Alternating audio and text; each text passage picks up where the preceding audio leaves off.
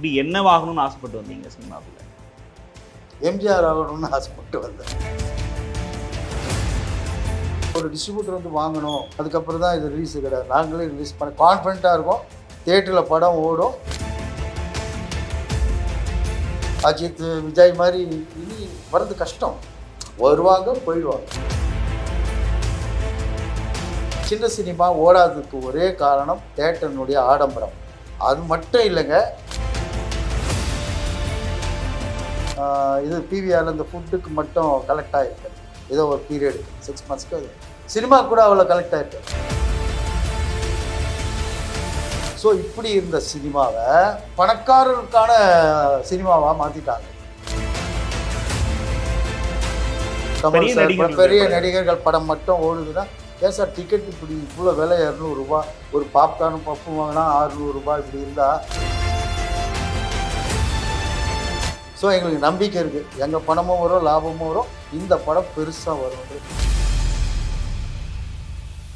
ஆண்டிப்பட்டி, அரசம்பட்டி இருந்தாங்க, இப்போது மம்முட்டியோடு வராங்க.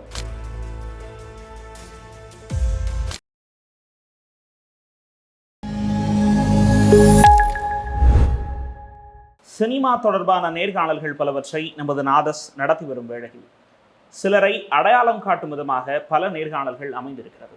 அந்த வகையில் தற்போது நம்முடன் இணைந்திருப்பவர் 1984ஆம் ஆண்டில் சினிமா பயணத்தை தொடங்கி உதவி இயக்குனர், நடிகர், தற்போது ஆண்டிப்பட்டி அரசம்பட்டி பார்ட் 2 என்ற படத்தை இயக்கி வரும் கிருஷ்ண ரமேஷ். வணக்கம். வணக்கம். எப்படி இருக்கீங்க சார்? நல்லா இருக்கேன். உங்களுடைய ஜேர்னியில் உங்களை பற்றி படிக்கும்போது ஒரு அசிஸ்டன்ட் டைரக்டராக, ஒரு கேமராக்கு சினிமோட்டோகிராஃபி அசிஸ்டண்ட்டாக, ஒரு நடிகரா இவ்வளோ விஷயம் பண்ணியிருக்கீங்க சார். எப்படி என்னவாகணும்னு ஆசைப்பட்டு வந்தீங்க சினிமாவில்? எம்ஜிஆர் ஆகணும்னு ஆசைப்பட்டு வந்தேன். சிரிப்பு வரும், பட் அதுதான் உண்மையை சொல்லணும் இல்லையா? ஆனால் ஆக முடியல. ஆனால் அவர் மாதிரி இருக்கணும், இன்னும் கூட ஆகணுன்ற ஆசை இன்னும் இருக்குது. முதல்ல என்ன வாய்ப்பு கிடைச்சி சார்? சார், வாய்ப்பு எனக்கு கிடைக்கல. நான் வந்து அப்போ 10th படிக்கும்போது என்னோடய ஃப்ரெண்டு, கிளாஸ்மேட்டு கமலாக்கர்னு, நான் வந்து 9th ஸ்டாண்டர்ட்லேருந்து பேச்சு போட்டி, ட்ராமா, ஸ்கூல் ட்ராமா எல்லாத்துலேயும் ஃபஸ்ட் ப்ரைஸ் வாங்குவேன். ரொம்ப இன்ட்ரெஸ்ட், சினிமா பார்த்துட்டே இருப்பேன். 3 ஷோ கூட பார்ப்பேன். அந்த மாதிரி ஆள். அவனுக்கு ரொம்ப தெரியும் அதை பற்றி.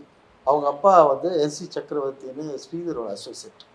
அவர் வந்து ஒரு படம் சொந்தமாக பண்ணார், டைரக்ஷன் பண்ணார், திரைக்கதை, வசனம், பாடல்கள் வாலி பண்ணார். அது படம் பேர் மகுடி. ஓகே. மோகன், நளினி ஹீரோ. அதில் என்னை கொண்டு போய் அசிஸ்டண்ட்டாக சேர்த்தாங்க. ஓகே.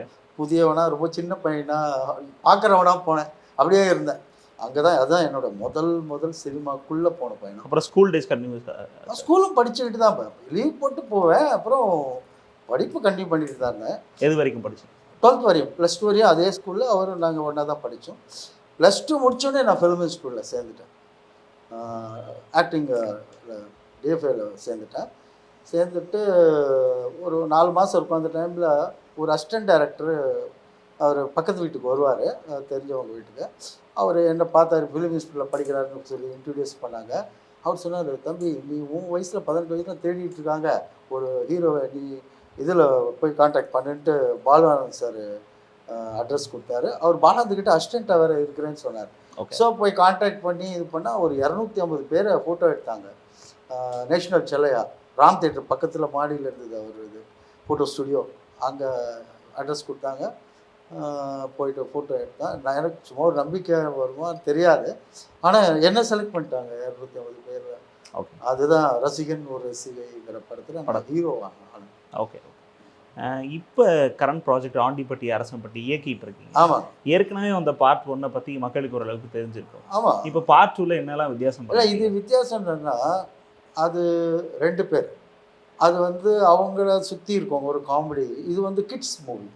ஓகே. Childrens movie. இதில் யார் நடிக்கிறார்? இதில் வந்து அமுதவாணன், அப்புறம் கூல் சுரேஷ், இன்னொன்று மோகிகாந்த்னு புது பையன். அவர் ஒரு கேரளியன் கேரக்டர் நடிக்கிறார். இந்த படத்து பேர் ஆண்டிப்பட்டி அரசம்பட்டி 2 இல்லை, ஆண்டிப்பட்டி அரசம்பட்டி ரிட்டர்ன்ஸ் வித் மம்முட்டி. ஏற்கனவே ஆண்டிப்பட்டி அரசம்பட்டி இருந்தாங்க, இப்போது மம்முட்டியோடு வராங்க. அந்த 3வது கேரக்டர் மலையாளி தான். அந்த இன்னொரு இவங்க 2 பேருக்கு ஒருத்தர் கண்ணு தெரியாது, ஆண்டிப்பட்டிக்கு, அரசம்பட்டிக்கு காது கேட்காது. மூணாவது மம்முட்டிக்கு இதுவும் தெரியும் இதுவும் கேட்கும், ஆனால் இது இருக்காது. So it's fully comedy. பசங்களோட அவங்க சேர்த்து கிட்ஸோட ட்ராவல் ஆகிறது தான் கதை. Full fun. இதில் கொஞ்சம் ஹாரர் லைட்டாக இன்பிட்வீன் இருக்குது. ஒரு ஃப்ளாஷ்பேக் லவ், அதுக்கு ஒரு ஹாரர், அது இதுன்னு இருக்குது. ஷூட்டிங் ஸ்டார்ட் பண்ணியாச்சு. பண்ணியாச்சு. அந்த ஃப்ளாஷ்பேக்லாம் எடுத்துட்டோம். இப்போ அடுத்த போர்ஷன் வந்து அமதவாணன் அண்ட் கூல் சுரேஷ் வச்சு பண்ண போகிறோம். ஓகே, ப்ரொடியூசர் நீங்கள் தான்? ஆமாங்க, நானும் என்னோட ஃப்ரெண்டு கந்தவேல் 2 பேர் சேர்ந்து பண்ணுறோம். Okay okay. இன்னைக்கு சினிமாவில் சார் பெரிய பெரிய கதாநாயகர்களுடைய படங்கள் ஈஸியாக வெளிவந்துடுது. சின்ன சின்ன படங்கள் வெளிவருவதற்கு ஒரு பெரிய பிரச்சனை இருக்குது. நிறைய சின்ன படங்கள் கிடப்பில் கிடக்குன்னு ஒரு விஷயம் சினிமாக்காரங்களே பலரும் வருத்தம் தெரிவிப்பதுண்டு. நீங்கள் எப்படி பார்க்குறீங்க? பெரிய பெரிய கதாநாயகர்கள் கமல்ஹாசன், ரஜினிகாந்த், விஜய், அஜித் போன்ற பெரிய கதாநாயகர்களுடைய படங்கள் தேட்டருக்கு வருவதில் பெரிய சிக்கல்கள் இல்லை. ஆனால் சின்ன சின்ன படங்கள் தேட்டருக்கு வருவதில் பெரிய சிக்கல்கள் இருக்குது. அப்படி சின்ன படங்கள் நிறைய கிடப்பில் கிடக்கு அப்படின்னு சொல்கிறாங்க. எப்படி நீங்கள் உங்களுடைய படத்தை அப்ரோச் பண்ண போகிறீங்க? சார், நான் அமுதவாணன் ப்ளஸ் கூல் சுரேஷை செலக்ட் பண்ணது ஆல்ரெடி அவங்க டிஜிட்டல் மீடியாவில் கொஞ்சம் ஃபேம் ஆனவங்க. ப்ளஸ் நான் என்னென்னா, ஒரு டிஸ்ட்ரிபியூட்டர் வாங்கி இந்த படத்தை ரிலீஸ் பண்ணணும்னு நினைக்கல, நாங்களே ரிலீஸ் பண்ணுவோம் தியேட்டரில். எங்களுக்கு அந்த கான்ஃபிடென்ட் இருக்குது. இவங்களுக்கு பேசிக்காக கொஞ்சம் ஆடியன்ஸ் இருக்காங்க, கூல் சுரேஷ்க்கும் அமுதவாணனுக்கும். நீங்கள் சொன்னது சரிதான். நாங்கள் வந்து ஒரு டிஸ்ட்ரிபியூட்டர் வந்து வாங்கணும், அதுக்கப்புறம் தான் இது ரிலீஸு கிடையாது. நாங்களே ரிலீஸ் பண்ண கான்ஃபிடென்ட்டாக இருக்கும். தியேட்டரில் படம் ஓடும், ஓடிடியில் அது வியாபாரமாகும், சேட்டலைட்டு, எஃப்எம்எஸ்ஸு, நார்த் இந்தியா எல்லாம் விற்கும்ன்ற நம்பிக்கை எங்களுக்கு இருக்குது. ப்ளஸ் நாங்கள் வந்து பல கோடியை இதில் இன்வெஸ்ட் பண்ணி அப்படி நாங்கள் எங்கள் பணம், கந்தவேலுங்கிறவர் என்னுடைய தம்பி மாதிரி, என்னோடய நண்பர், என் பணம் அவர் பணம், நாங்கள் எங்களுடைய பணம், யாருக்கிட்டையும் பணம் வாங்கி பண்ணல. ஸோ எங்களுக்கு நம்பிக்கை இருக்குது, எங்கள் பணமும் வரும், லாபமும் வரும், இந்த படம் பெருசாக வரும்ன்றது. ஏன்னா சில்ட்ரன்ஸ் ஜேர்னியில் படம் வந்து ரொம்ப நாள் ஆச்சு.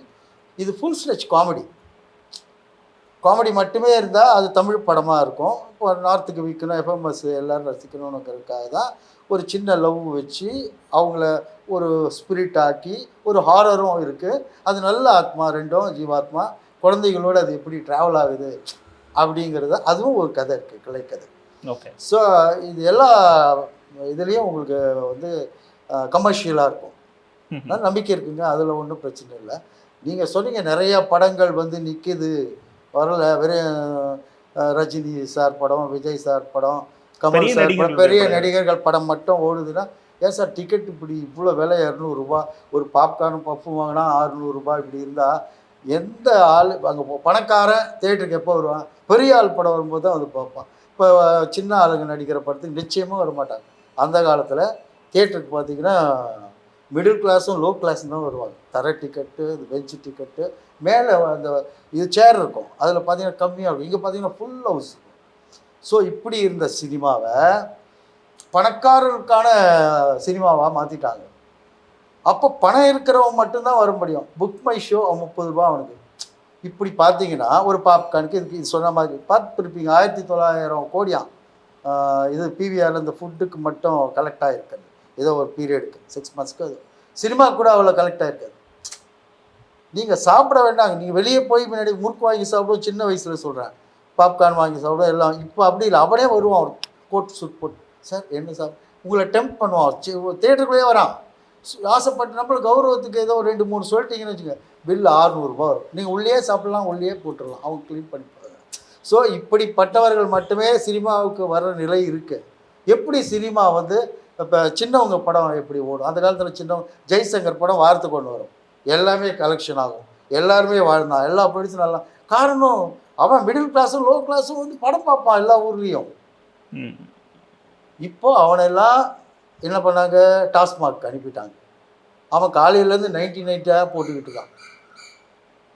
அதனால் இந்த தியேட்ரு சின்ன சினிமா ஓடாததுக்கு ஒரே காரணம் தியேட்டர்னுடைய ஆடம்பரம். அது மட்டும் இல்லைங்க, தியேட்டர் அப்படிங்கிறவன் அவனே ப்ரொஜெக்டர் வச்சுருந்தான் அந்த காலத்தில். ஃபிலிம் நம்ம பொட்டி மட்டும்தான் கொடுப்போம், ரீல் பாக்ஸோட. அவன் ஓட்டுவான், ஆர்க்கு இருக்கும், ஓடும், அதில் தான் ஸ்க்ரீன் ஆகும். இப்போது என்ன பிஎக்ஸ்டி, ஐநோ, இது என்ன யூஎஃப்ஓ, கியூப், இப்படி பல இது இருக்குது. பார்த்தீங்கன்னா அவன் ப்ரொஜெக்டர் எடுத்துகிட்டு வந்து ஒரு தேட்டரில் வைக்கிறான். இவன் வெறும் கூண்டு மட்டும்தான் கட்டுறான், கூடாரம். Current bill. அவன் அங்கே ஷோ டைம் நினைக்கிறான், நம்ம காசு இவனுக்கு கட்டல, அங்கே அந்த ஃபாரின் நிறுவனத்துக்கு தான் கட்டுறோம். கியூபு யோஃபோ அவங்ககிட்ட 12,000 14,000 2K 4K இந்த 7K அந்த மாதிரி ஒரு ஷோ இதுக்கு வித்தியாசமான காசு அதை கட்டுறோம். அவன் அங்கே தட்டினா தான் இந்த தேட்டரில் படம் வரும். அப்போது தேட்டருக்கு எப்படி ஜனங்க வருவாங்க? இது இவ்வளோ இது இருக்கா, 1 2 3 4ன்னு இருக்குது. அவன் ஷேர் பண்ணுறான் டிக்கெட் புக் மை ஷோவில் இருந்து. இப்போது அவனும் 200 ரூபா 250 ரூபா கலெக்ட் பண்ணால் தான் அவனுக்கே அது கிட்டும், கட்டுப்படி ஆகும். ஸோ முதல்ல தேட்டர் ஓனர்ஸ் அவங்களுக்கு ஓன் ப்ரொஜெக்டர் இருக்கணும். நம்ம ஹார்ட் டிஸ்கோ இந்த காலத்துக்கு ஏற்ற மாதிரி ஒரு பென் ட்ரைவில் கூட படம் ஓடும். நீங்கள் 4K கூட ஓட்டலாம், அந்த அளவுக்கு இருக்குது. நம்ம ப்ரொடியூசர்ஸ் ஹார்ட் டிஸ்க் கொடுக்கலாம் ஒரு தேட்டருக்கும். எதுக்கு அது மூணாவது ஒரு ஆள்? அவன் எதுக்கு கியூபு யோஃபோ? நான் அந்த நிறுவனங்களை திட்டலைங்க, அந்த முறை செட்டப்பை தான் திட்டல. இது தவறுங்கிறேன். ஏன் சினிமாவோட எப்படி ஓடும்? அந்த மிடில் கிளாஸையும் லோ கிளாஸையும் நீங்கள் தேட்டருக்கு வர விடாமல் பண்ணிட்டீங்களே. அப்புறம் ரஜினி படம் தான் ஓடும், விஜய் படம் தான் ஓடும்னா ஆமாம், அந்த பணக்காரன் அந்த படத்துக்கு தான் வருவான், பணக்காரனும் வருவான், எல்லாருமே வருவான். கிரேஸ் இருக்குது. இப்போ முன்னாடி சாதாரண தேட்டர்லேயே வளர்ந்தவங்க இன்றைக்கி வளர்கிற சொல்லுங்க, யாரையாவது பெரிய ஆர்டிஸ்ட் வருவான் போயிடுவான், அப்படி தான் இருக்கும். ஒரு எம்ஜிஆர், சிவாஜி, ரஜினி, கமல், அஜித், விஜய் மாதிரி இனி வர்றது கஷ்டம். வருவாங்க போயிடுவாங்க, நிலைக்க முடியாது. ஏன்னா செட்டப் தப்பாயிடுச்சு.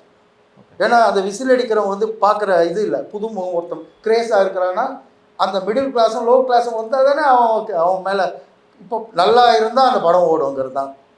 அதே மாதிரி ரஜினி சார் படம், விஜய், அஜித், கமல்லாம் அதுக்குன்னு ஆடியன்ஸ் இருக்காங்க, அவங்க வருவாங்க. அவங்க எவ்வளோ நாள் இருப்பாங்க? பூமியே நிரந்தரம் இல்லை.